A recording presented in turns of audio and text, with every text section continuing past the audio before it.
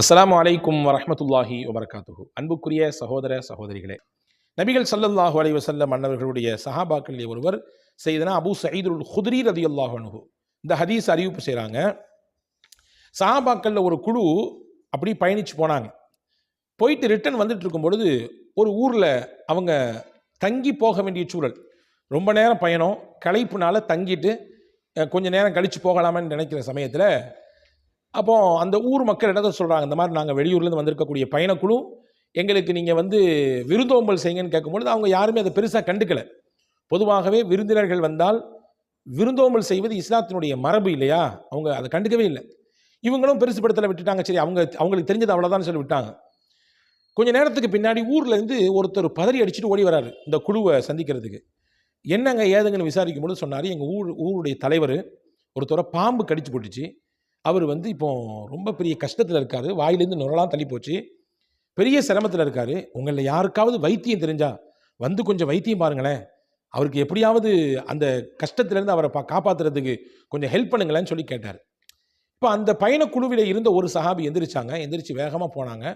போய் அந்த பாம்பு கடித்த நபருக்கு பக்கத்தில் போய் உட்காந்து எதையோ வேகமாக ஓத ஆரம்பித்தாங்க. ஓதுனாங்க, ஓதி அவருக்கு மேலே ஊதுறாங்க.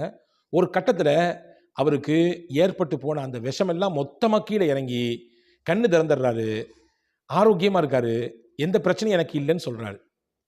இப்போ தன்னுடைய ஊரினுடைய தலைவருக்கு நிவாரணம் ஏற்படுவதற்கு இந்த ஒரு வைத்தியம் காரணமாக இருந்தது என்பதினாலே அந்த தலைவர் கேட்டார், உங்களுக்கு என்ன வேணும் கிஃப்ட்டு, நான் உங்களுக்கு ஏதாவது கைமாறு செய்யணும்னு ஆசைப்படுறேன்னு சொல்லி ஒரு பெரிய ஆட்டு கூட்டத்தையே, ஒரு பெரும் ஆட்டு மந்தையவே அவங்களுக்கு அன்பளிப்பாக கொடுத்தாரு. எனக்கு நீங்கள் ஓதி பார்த்து இந்த நிலையிலிருந்து என்னை மாற்றி நிவாரணம் கிடைச்சிறதுக்கு உங்களுடைய இந்த ஓதி பார்க்குதல், இந்த ருக்கியா ஒரு காரணமாக இருந்ததுனால நான் உங்களுக்கு கிஃப்ட் கொடுக்குறேன் அப்படின்னு சொல்லி ஒரு பெரிய ஆட்டு மந்தையவே அவருக்கு கிஃப்டாக கொடுத்தாங்க. இவர் வாங்கிட்டு வந்தார். குழுவில் ரெண்டு விதமான பேச்சு ஆகி போச்சு. இதை நம்ம சாப்பிடலாமா சாப்பிடக்கூடாதா, இதை பயன்படுத்தலாமா பயன்படுத்தக்கூடாதா, எதுக்கு பிரச்சனை, நபி ஸல்லல்லாஹு அலைஹி வஸல்லம் நேராக போயிடுவோம், போய் விவரத்தை சொல்லி நம்ம என்ன செஞ்சுக்கலாம், இதை பயன்படுத்தலாமா வேண்டாமான்னு கேட்டுக்கலாம் அப்படின்னு சொன்ன பின்னாடி எல்லாரும் நேராக ரசூலுல்லாஹ்ட்ட வர்றாங்க. வந்த உடனே ஸல்லல்லாஹு அலைஹி வஸல்லம் இடத்து கதையை ஃபுல்லாக சொல்கிறாங்க, நடந்த நிகழ்ச்சியை ஃபுல்லாக சொல்கிறாங்க. ரசூலுல்லாஹ் எல்லாத்தையும் கேட்டு கடைசியில் அப்படி ஒரு புன்முறுவல் சிரித்தார்கள். ஹதீஸில் வந்திருக்குது, ஃபதபஸ்ஸம, முகமெல்லாம் அப்படியே ஒரு சிரிப்பு. சிரிச்சிட்டு கேட்டாங்க, யார் அந்த ஓதி பாக்குதல் என்ற வேலையை செஞ்சாரோ அந்த சஹாபியை பார்த்து கேட்டாங்க, வமா அத்ராக அன்னஹா ருக்கியா, உங்களுக்கு எப்படி தெரியும் அந்த சூரா, நீங்கள் ஓதி பார்த்த சூரா எதுன்னு கேட்டாங்க. ஃபர்ஸ்ட் நான் சூரா ஃபாத்திஹாவை தான் ஓதினேன், அல்ஹம்து சூராவை தான் ஓதி அவர் மீது நான் ஊதிக்கொண்டே இருந்தேன், வேற என்னவும் செய்யலை. இப்போ ரசூலுல்லாஹ் கேட்டாங்க, அந்த ஃபாத்திஹா சூரா ஓதி பார்க்குவதற்கு உரிய சூறா தான் என்று உங்களுக்கு எப்படி தெரியும் என்று கேட்டாங்க. அவர் அப்படி திரு முடிச்சுட்டு இருந்தார். முடிச்சார்னா என்ன, தப்பான விஷயத்தில் இல்லை, அவர் அப்படி நிற்கிறாரு. ரசூலுல்லாஹ் அங்கீகரிச்சிட்டாங்க. உடனே சொன்னாங்க, உண்மையிலேயே சூரா ஃபாத்திஹா என்பது நிவாரணத்திற்குரிய சூறா தான், நோய்க்கு நிவாரணத்தை தரக்கூடிய சூறா தான். எனவே நீங்கள் ஓதி பார்த்தது சரியான சூறாவை வைத்துத்தான் அல்லாஹ் அந்த சூறாவின் பரக்கத்தை கொண்டு அவருக்கு நிவாரணத்தை கொடுத்ததும் உண்மைதான். தாராளமாக சாப்பிடுங்கள், உங்களுக்கு கிடைத்த அந்த அன்பளிப்பை நீங்கள் தாராளமாக பயன்படுத்தலாம், எனக்கு ஒரு பங்கு இருந்தால் எனக்கும் ஒன்று தந்துருங்க அப்படின்னு சொல்லி ரசூல் ஸல்லல்லாஹு அலைஹி வஸல்லம் கேட்டதாக இந்த ஹதீஸ் முடிவு வருகிறது. அன்புக்குரிய சகோதரர்களே, இந்த ஹதீஸ்லேருந்து நமக்கான பாடம் என்னன்னா, சூரா ஃபாத்திஹா என்பது அற்புதமான நோய் நிவாரணி. எந்த பெரிய நோயானாலும், புற்றுநோயாக இருந்தாலுமே கூட, முடக்கு வாதங்களாக இருந்தாலுமே கூட, கைகாலில் அல்லது உள் உறுப்புகளில் செயல்பாடுகள் குறைந்து போகக்கூடிய ஒரு நிலை ஏற்பட்டாலுமே கூட அல்லாஹ் இந்த சூரா ஃபாத்திஹாவில் அவ்வளவு பெரிய நிவாரணத்தை வைத்திருக்கிறான். ஒரே ஒரு கண்டிஷன், 100% நம்பிக்கையோடு அதை ஓத வேண்டும். நிச்சயம் அல்லாஹ் நிவாரணத்தை தருவான் என்ற எண்ணத்தில் அதை நாம் ஓத வேண்டும். அல்லாஹ் நிச்சயமாக தருவான். அதோடு மட்டுமல்ல, சூனியத்திலிருந்தும் கூட பாதுகாப்பை அல்லாஹ் அந்த சூரா ஃபாத்திஹாவிலே வைத்திருக்கிறான்.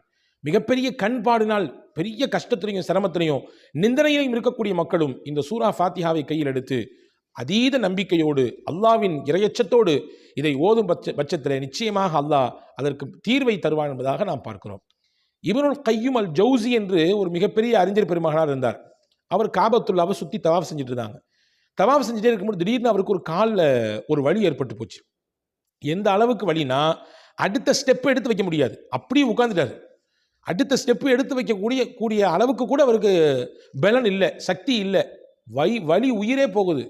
என்ன பண்றதுன்னு தெரியாம விடுவிதுங்கி இருக்கக்கூடிய சமயத்தில் யோசிச்சாங்க, சூரா ஃபாத்திஹாவை கொண்டு ருக்கியா செய்யலாமே, சூரா ஃபாத்திஹா ஷிஃபாவுக்குரிய சூறா தானே, நிவாரணத்திற்குரிய சூறா தானே என்று நினைத்து சூரா ஃபாத்திஹாவை மலன்னு ஓதுறாங்க. ஓதி ஓதி ஓதி ஓதி தன்னுடைய கைகளில் ஊதி ஊதி எந்த இடத்தில் வலி இருக்கிறதோ அந்த இடத்தில் அப்படியே தேய்த்து விடுகிறார்கள். கொஞ்ச நேரம் கழிச்சு அங்கனே பக்கத்தில் இருந்த ஜம்சம் தண்ணீரை எடுக்கிறாங்க. எடுத்து அந்த ஜம்சம் தண்ணீர்லையும் ஓதி ஓதி ஊதி அதை குடித்தார்கள். அந்த தண்ணீரை கையில் எடுத்து கொஞ்சம் வலி ஏற்பட்ட இடத்திலே தடவி கொடுத்தார்கள். இப்னுல் கையிம் அல் ஜௌசி ரஹ்மஹுல்லா சொல்றாங்க, நான் மருந்து மாத்திரை எடுத்தால் கூட இந்த அளவுக்கு நிவாரணம் கிடைத்திருக்குமா என்று எனக்கு தெரியாது. ஆனால் சூரா ஃபாத்திஹாவை ஓதி ஊதியதினாலே, அந்த ஓதிய தண்ணீரை நான் குடித்ததினாலே அல்லாஹ் எனக்கு உடனடியாக நிவாரணத்தை தந்தான், உடனுக்குடன் நிவாரணத்தை தந்தான். அதை நான் கண்கூடாக பார்த்தேன், அனுபவித்தேன் என்று அல்லாமா இப்னுல் கையும் அல் ஜௌசி ரஹ்மஹுல்லா சொல்லக்கூடிய செய்தியை வரலாறுகளில் பார்க்கிறோம். எனவே சூரா ஃபாத்திஹா அற்புதமான நோய் நிவாரணி. எந்த நோயாக இருந்தாலும் சரி, எவ்வளவு பெரிய கொடிய நோய்களாக இருந்தாலும் சரிதான், எவ்வளவு பெரிய உயிர்கொல்லி நோய்களாக இருந்தாலும் சரிதான், எவ்வளவு பெரிய மனக்கவலையை ஏற்படுத்தக்கூடிய நோய்களாக இருந்தாலும் சரிதான், அதற்கெல்லாம் சூரா ஃபாத்திஹாவிலே தீர்வு இருக்கிறது. சூரா ஃபாத்திஹாவை மிகுந்த இறையச்சத்தோடு அல்லாஹ்வின் மீது அசைக்க முடியாத நம்பிக்கையிலே, இறைவா சஹாபாக்களுக்கும் நல்லோர்களுக்கும் எந்த நிவாரணத்தை இந்த சூறாவின் மூலம் நீ வழங்கினாயோ அதே நிவாரணத்தை உன்னிடத்தில் நான் கேட்கிறேன் என்ற நம்பிக்கையிலே கேட்கும் பட்சத்திலே நிச்சயம் அல்லாஹ் அதிலிருந்து தீர்வை நமக்கு தருவான் என்று நாம் இந்த வரலாறுகளின் மூலமாக நம்ப முடிகிறது. வல்ல அல்லாஹ் அப்படிப்பட்ட உயர்ந்த நம்பிக்கைக்குரியவர்களாக மிகுந்த நிவாரணத்தையும் பெற்றவர்களாக அல்லாஹ் உங்களையும் என்னையும் எல்லா மக்களையும் ஆக்கி அருள் புரிவானாக. ஆமீன். வஸ்ஸலாம். அஸ்ஸலாமு அலைக்கும்.